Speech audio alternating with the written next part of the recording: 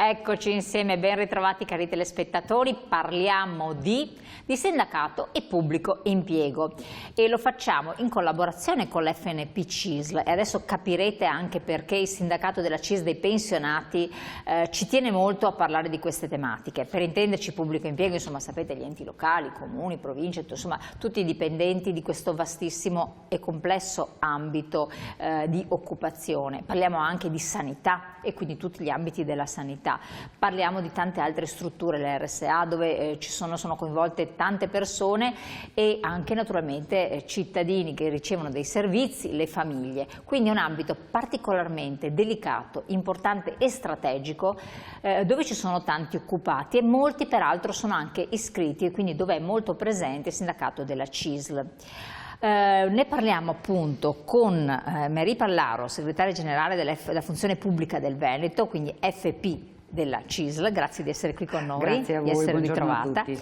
E siamo collegati, quindi abbiamo il piacere naturalmente di avere qui con noi Tina Cupani, segretaria generale dell'FNP CISL, pensionati CISL del Veneto. Grazie segretaria. Buongiorno a tutti, grazie a voi. Allora direi di incominciare proprio con lei segretaria, perché per far spiegare ai nostri telespettatori perché vi sentite coinvolti in questo momento di sensibilizzazione delle persone, perché ci sarà il rinnovo dell'RSU, poi vi spiegheremo anche bene, chi non lo dovesse sapere, che cosa sono le RSU, ma comunque perché siete coinvolti anche nell'ambito del pubblico impiego, dei lavoratori di questo comparto. Per noi è importante che tutte le figure professionali, quindi tutto il personale che si adopera per garantire i servizi a qualsiasi livello, sia come diceva lei a livello di sportelli nei comuni, nelle funzioni centrali, ma soprattutto mi permetto di dire anche sul mondo della sanità, che è il mondo che noi rappresentiamo come particolare criticità rispetto all'utenza nostra, che sono soprattutto anziani e fragili. Per noi è importante che chi offre il servizio, chi garantisce il servizio, sia personale che viene valorizzato, che si mette a disposizione della comunità, di tutti coloro che ne hanno bisogno, però con la consapevolezza che il mondo intero, diciamo così come principio, riconosce il valore, il livello del servizio che offrono, e quindi per noi è anche importante che questo personale contrattualmente sia ben valorizzato, professionalmente sia considerato all'interno della società, in modo che la continuità che può garantire rispetto ai servizi che offre è anche per noi una garanzia, perché un personale ben valorizzato, professionalmente ben attenzionato e economicamente riconosciuto è il personale che dà continuità ai servizi, quindi per noi questo è fondamentale. Si va a un momento, segretaria, voi avrete tutti i congressi, per un momento di rinnovo di queste rappresentanze sindacali unitarie del pubblico impiego. Perché è importante questo momento qua di partecipazione, visto dal vostro punto di vista? È importante perché intanto noi rappresentiamo tutti i lavoratori che ci sono all'interno di queste strutture e la grande sintonia che noi abbiamo con la categoria dei pensionati è importante perché, essendo un sindacato confederale, noi teniamo sempre molto unito la tutela dei lavoratori con la tutela dei servizi che noi andiamo ad erogare.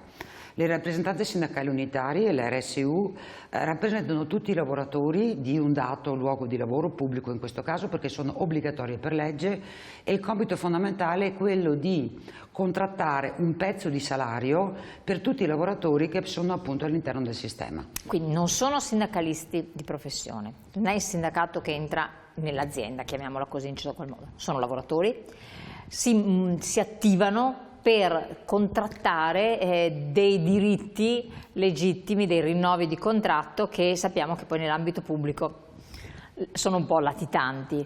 Quindi bisogna individuare, il compito e la difficoltà può essere nell'individuare quelle persone che possono essere più penetranti, più efficienti, più capaci di trattare anche la propria posizione economica, giusto? Giusto, assolutamente. E non è cosa di poco conto. No, perché poi oggi nella nostra società trovare persone che si mettono a disposizione, perché poi questa attività si fa fuori orario di lavoro, ma si viene eletto all'interno di liste. Queste liste vengono presentate dalle organizzazioni sindacali, quelle più rappresentative, ma sono lavoratori che rappresentano a loro volta se stessi, ma anche i propri colleghi e gli altri lavoratori.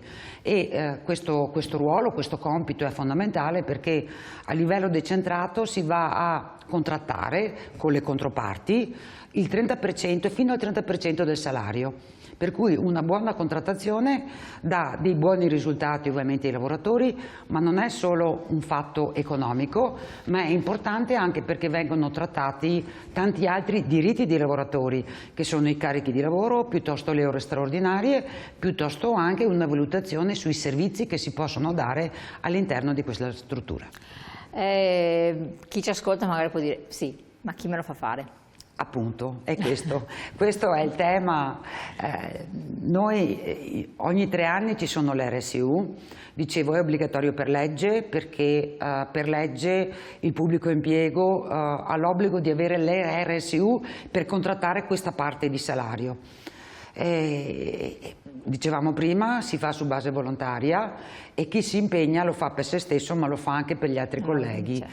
E noi mettiamo in movimento ogni 3 anni circa 4.000 dipendenti pubblici, solo in Veneto, sto parlando del Veneto, si fanno in tutta Italia, lo stesso giorno, per cui capite quanto esatto, lavoro c'è dietro, ma abbiamo 2.500 lavoratori che si mettono a disposizione di tutto il mondo del pubblico in Veneto, ma abbiamo altri 1.500 persone che partecipano alla commissione, che fanno gli scrutini, e devo dire che noi siamo molto fortunati perché nonostante siano tanti anni ormai che noi facciamo l'RSU, anche i giovani riescono in qualche modo ad avvicinarsi a questo mondo, a questa attività, perché trovano, io parlo del sindacato che rappresento della CISL, un punto di riferimento importante, perché è evidente che nel momento in cui questi lavoratori vengono eletti o si mettono a disposizione, hanno poi una struttura alle spalle, la CISL, che li sostiene, li forma e gli dà tutti quegli strumenti che servono poi per essere autorevoli ai tavoli, perché teniamo sempre conto che noi dall'altra parte abbiamo sindaci, assessori, i regioni, la parte datoriale che ovviamente non è semplicissimo, e per essere autorevoli e portare a casa risultati questi lavoratori devono essere sostenuti, formati e aiutati in questo percorso. Segretaria Cupani, chiedo a lei, perché è importante che i lavoratori del pubblico impiego, della sanità, insomma abbiamo visto i vari ambiti, siano sostenuti, siano motivati, ottengano certi benefici quanto prima, dal vostro punto di vista di pensionati? Ma guardi, il problema che noi registriamo adesso a livello di carenza di personale nel settore pubblico, ma in modo particolare nella sanità, ha una ricaduta poi su quella che è la qualità del servizio e la capacità di essere pronti anche da un punto di vista di organico sufficiente a garantire il servizio stesso. Quindi per noi è importante, lo diceva prima Marie, in ogni caso è personale che fa parte del nostro mondo, del mondo della CISL, che è un mondo che sa trasmettere e trasmette anche valori, perché noi siamo un sindacato che ha dei valori, i valori sono molto spesso legati anche alla tutela e alla garanzia e supporto anche all'utenza e alla figura nel nostro caso è una figura fragile e debole. Quindi noi abbiamo bisogno di persone che siano, lo dicevo prima, soddisfatte da un punto di vista economico, che non abbiano carichi di lavoro eccessivi, perché siamo in una situazione di organico che è insufficiente rispetto alle richieste e alle necessità che ci sono. Quindi noi contiamo su tutta questa forza di nostri rappresentanti all'interno dei luoghi di lavoro che si danno da fare e che ce la mettono tutta per garantire non solo il diritto del collega, ma anche la garanzia di una qualità del servizio che offrono ai cittadini e soprattutto per quello che è il problema che registriamo oggi, a chi accede alle strutture sanitarie e ai servizi sanitari. Certo, grazie segretaria. Parliamo appunto di questi dipendenti pubblici, sono numeri abbastanza interessanti, per carità. Nel resto d'Europa ce ne sono anche molti di più? Sì, l'Italia, nonostante quello che insomma da anni si dice, è tra gli ultimi paesi come numero di dipendenti pubblici. Questo numero si sta riducendo di anno in anno e sicuramente è l'ultimo posto per quanto riguarda poi la retribuzione dei dipendenti pubblici. Noi siamo stati... Anche del privato, mamma mia, siamo gli ultimi siamo gli ultimi, comunque siamo gli ultimi e questo dà il fatto di questi stipendi che poi alla fine non sono adeguati. Faccio l'esempio della sanità, del mondo della sanità. Io rappresento il mondo del comparto, per cui non rappresento i medici, le RSU noi le abbiamo solo nel comparto. Sono 55.000 i dipendenti in Veneto che rappresentano questo mondo, più di 3/4 è gente laureata, perché ricordiamoci che anche nel comparto noi abbiamo 22 professioni sanitarie laureate che non sono medici, ma arrivano a prendere 1.800 euro al mese, ma fanno tutto un percorso universitario, molti hanno laurea magistrale, molti hanno i master e ovviamente diventa complicato, soprattutto quando il Veneto non è autosufficiente, perché noi non riusciamo come università a garantire lavoratori professionisti che possono subentrare a quelli che magari vanno in pensione, per cui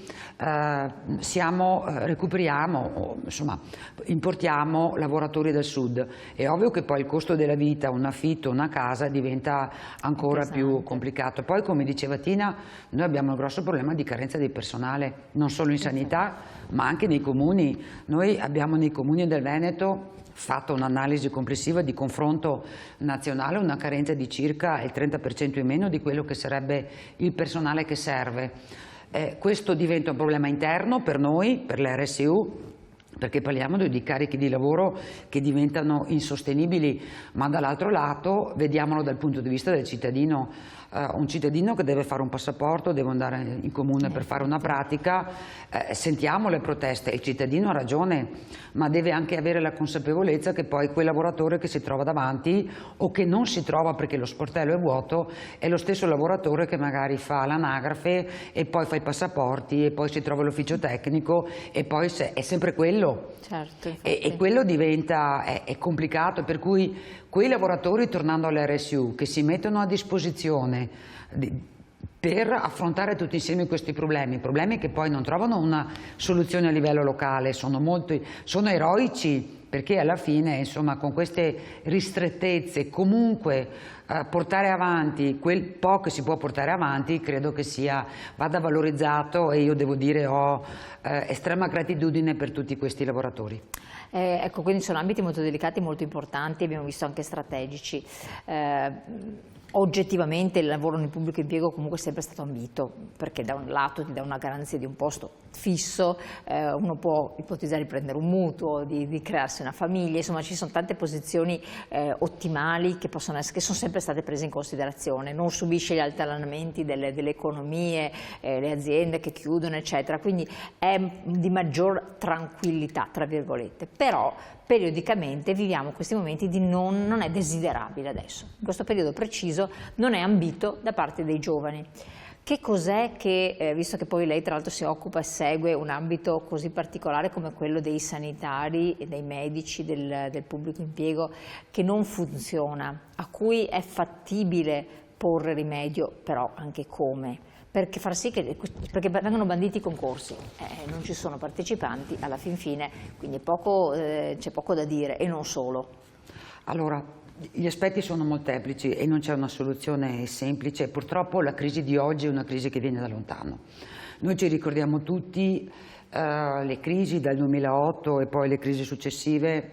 Tutti i governi hanno recuperato risorse tagliando del pubblico impiego. Ricordiamo che lo stipendio del dipendente pubblico nasce dalle finanziarie nazionali e nel momento in cui ci sono problemi economici a livello Italia, quello che prima si taglia sono gli stipendi dei dipendenti pubblici. Noi siamo stati 8 anni senza contratto, nazionale, per cui non abbiamo avuto le rivalutazioni che normalmente il privato ha. Noi adesso a Roma stiamo contrattando il contratto che già scade quest'anno e abbiamo una rivalutazione economica di un 5% quando sappiamo in questi anni, in questi ultimi 3 anni, l'inflazione a che livello è stata, per cui noi abbiamo comunque pochi dipendenti pubblici perché sono stati tagliati i numeri dei dipendenti pubblici e abbiamo dipendenti pubblici che sono sottopagati anche confrontandoli col mondo del privato. Oggi i giovani non cercano il lavoro sicuro. Infatti Questo è un tema culturale che avevamo, forse quelli della mia generazione.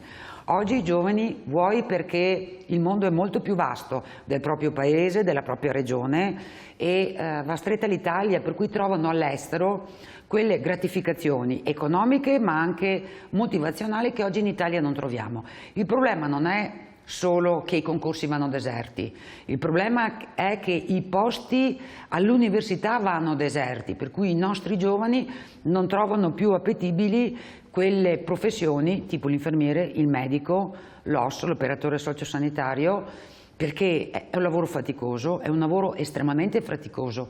Ricordiamoci che poi chi entra nel mondo dell'assistenza in particolare, ma troviamo per esempio i vigili, lavorano H24 dentro le case di riposo, certo. Noi abbiamo servizi H24. H24 vuol dire lavorare di notte, ma anche sabato e la domenica. I nostri giovani oggi, se hanno la possibilità, cercano lavori e li trovano, che diano la possibilità anche di contemperare quelle che sono le esigenze professionali, ma anche le esigenze di famiglia. Ecco, questa sta diventando, io credo, la tempesta perfetta. Infatti.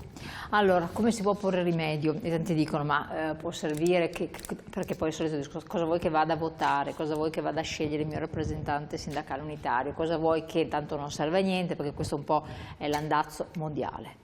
Non è neanche della nostra regione, il nostro paese, proprio è tendenzialmente così. È una sorta di aver lasciato, basta, non ci si è arresi quasi all'inevitabile, ma è così o effettivamente volendo, impegnandosi si può cambiare qualcosa? Ne parliamo tra pochi secondi dopo la pubblicità.